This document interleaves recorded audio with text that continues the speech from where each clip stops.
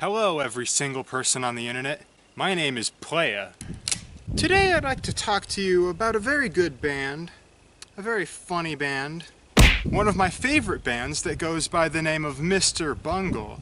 And no, it is not just one person. In fact, Mr. Bungle's like 5 people or something. There's a lot of Mr. Bungles, okay? And I could simplify it and just call them avant-garde metal, but that doesn't really do service to what they did later on in their career. Let's say they started out as avant-garde metal and just got way more experimental with it, with a lot of other different genres. And by the end, they were making very, very diverse, experimental rock and pop. They're one of the few bands that I know that I would consider genre blenders, next to Ween and I guess Radiohead. But while Radiohead's more album to album and Ween's more song to song, Mr. Bungle tends to shift genres mid-song. One song can have 5 different genres that they toy around with. You may already know their lead singer, Mike Patton, from Faith No More. But even though Mike Patton made his debut with Faith No More in 1989, he's been with Mr. Bungle since the beginning, in the early 80s, and they've been releasing several demos throughout the decade. It wasn't until 1991 when Mr. Bungle made their first full album debut, and they continued to release 2 more very excellent albums throughout the 90s. It's notable enough to mention that there was a sort of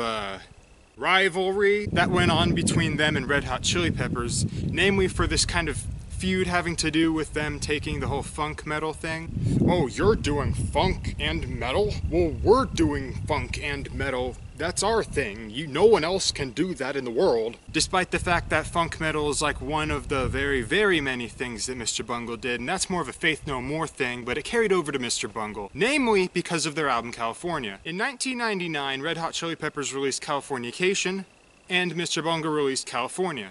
Very close time period to each other. And even though the music on both albums sounded nothing alike other than being from the rock genre, Anthony Kiedis refused to play in any festival where Mr. Bungle was playing, and because Red Hot Chili Peppers were more high profile, that meant that Mr. Bungle was kicked out of several festivals. So yeah, it got kind of personal there in the end. All that aside, all you have to do is listen to Mr. Bungle to see just how great they are. Mr. Bungle's self-titled 1991 debut is their most metal, their most ska, and their most goofy. This is really the only album where their goofiness takes over, and it's not my favorite album. I like the other 2 albums more, but it's still very fun, and it's still very experimental. It's definitely the album I turn to when I'm in the hard-hitting metal mood. But even then, they get so weird, they get so genre-centric that at a lot of points I forget what I'm even listening to. Sometimes it just becomes way more ska than metal, and sometimes it just becomes way more poppy than metal. There's a point on the 3rd song where he's basically rapping. If you could call it that. I mean, yeah, when I say it like that, no wonder this opened a lot of doorways for nu metal, even though that's not really the thing that people wanted out of this. But yeah, most of the influence that Mr. Bungle had on the music world was in the nu metal world, namely with System of a Down, and Korn, Slipknot. Me, I kind of would have wanted to see more avant-garde metal. I would have wanted to see more like California, but most of their influence came from this first album. And then in 1995 came their most experimental album, Disco Volante. This is the album I started with. This is what introduced me to the band. I was looking for spooky music, and believe me, at times this does get pretty spooky. All you really need to listen to is the bends, and you're not going to find anything spookier than that. This is also their most instrumental album, although there is still vocals in a lot of the songs.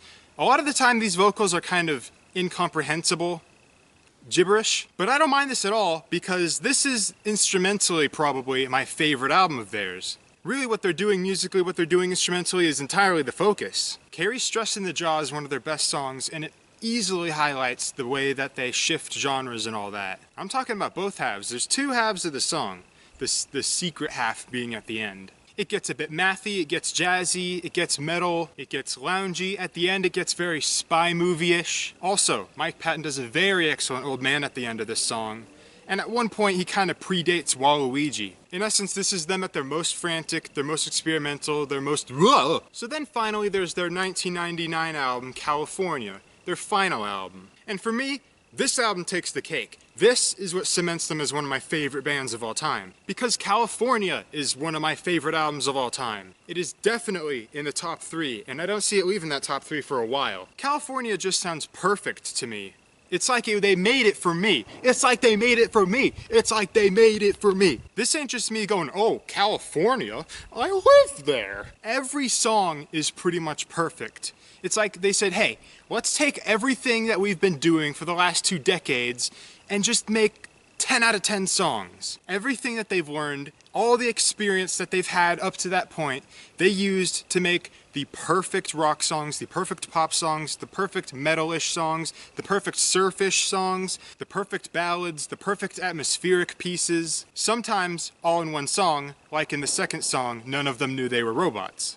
Each song is doing something different, and every single one of those things is done to perfection. Pink Cigarette is a sad, old-timey kind of sounding love ballad. Sweet Charity sounds very tropical, kind of elevatory, but still has this very grand, epic feel to it, especially in the chorus. Forgive me if I'm saying it wrong, but Ars Mordiali is like going for the most metal on this album. But again, it's never just one genre. Only now the genres have less to do with the seamless switch up and they're more blended together perfectly. California is them at their most subtle, their most nuanced. It's not just, hey, look at us. We're doing all these genres like it was before. Now it's just, let's just make really great songs with all these things that we know how to do. The last song, Goodbye Sober Day, is the most reminiscent of their older stuff, being more switch-uppy, but even then, they do it in a way that just works so well.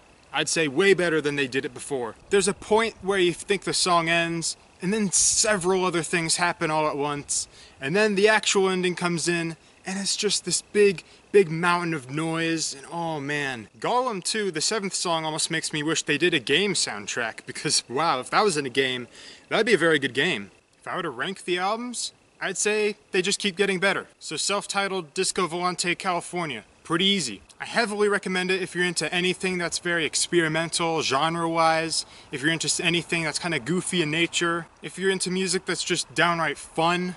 Even from a more serious perspective, they've got a lot of good songs like Retro Vertigo that you should really check out. Now, if you excuse me, I'm kind of in the woods, and I don't know where I am, and I don't know how I got here, and I don't know which direction is home. I don't even know which direction.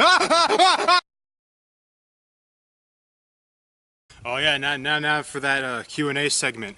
Whip album review says, could you possibly react to Shrek memes?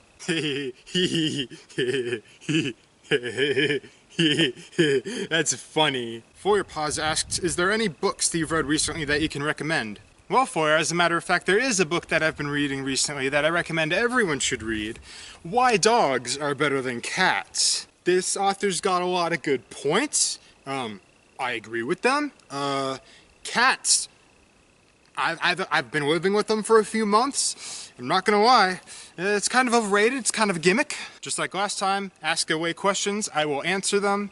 That's really all I got, I think home is this way.